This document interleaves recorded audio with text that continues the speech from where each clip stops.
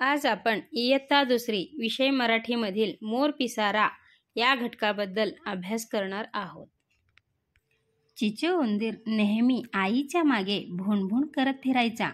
कधी कधी त्याला पक्ष्यांसारखं उडावंसं वाटायचं, तर कधी त्याला सशासारख्या उड्या माराव्याशा वाटायचा. एकदा चिचू म्हणाला, आई, काय हा माझा काळा रंग?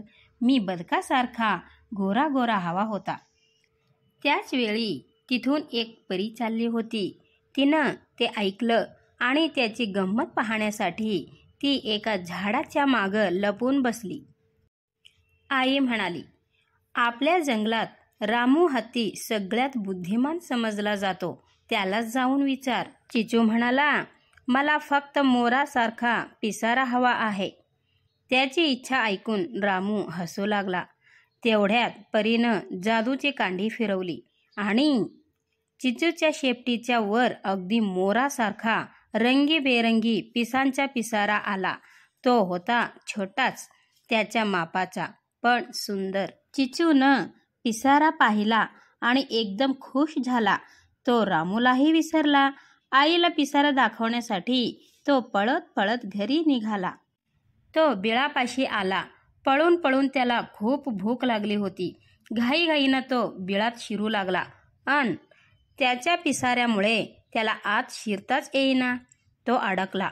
मोर पिसारा फुलवू शकतो आणि मिटू शकतो, हा तर होता उंदीर. तो पिसारा त्याचा नव्हता, तो मिटेना. चिचू वैतागला. तो उलटा होऊन आत जाऊ लागला, तर बीळ पूर्ण झाकलं गेलं. आत आई घाबरली. तिनं तोंडानं ढुशी देऊन त्याला बाहेर ढकललं, तर चिचू पडलाच. ती बाहेर आली. आईनं ढकलून पाडलं म्हणून चिचूला राग आला. तो आईवर चिडला. त्याला पाहून आईला हसूच फुटलं. ती आधी हसली आणि नंतर तिला काळजी वाटली. असा उंदीर कधी असतो का? आई, भूक लागली. बर, चल आत. कसा येऊ?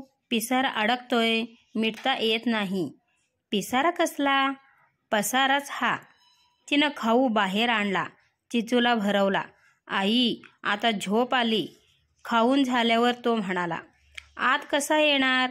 आता बाहेरच झोप बाळा. चिचूला बाहेरच झोपावं लागलं. बिचाऱ्याला अद्दल घडली. सकाळी आई लवकर बाहेर आली. चिचूही जागा झाला. आई, मला हा पिसारा नको. असं होणार हे परीला माहीतच होतं. ती आधीच येऊन एका झाडामागे लपली होती. चिचू उदास झाला. परीनं पुन्हा एकदा जादूची कांडी फिरवली आणि चिचू पुन्हा पहिल्यासारखा झाला. आईनं त्याला जवळ घेतलं. त्याला खूप बरं वाटलं.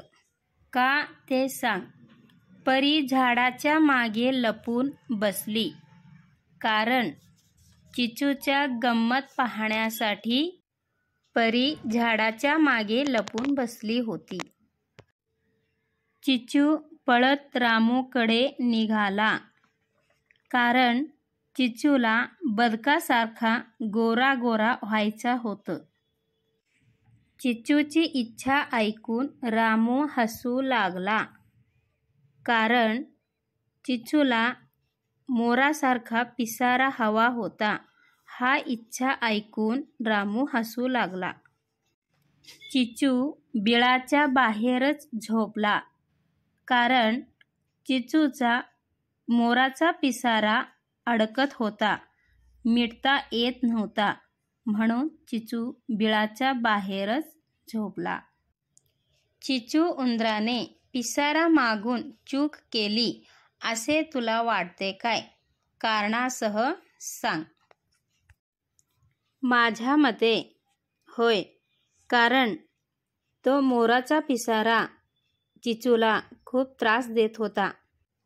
त्याला बिळात जाता येत नव्हते, आईजवळ जाता येत नव्हते, झोपता येत नव्हते, जेवता येत नव्हते, कारण उंदीर बिळातच राहतात.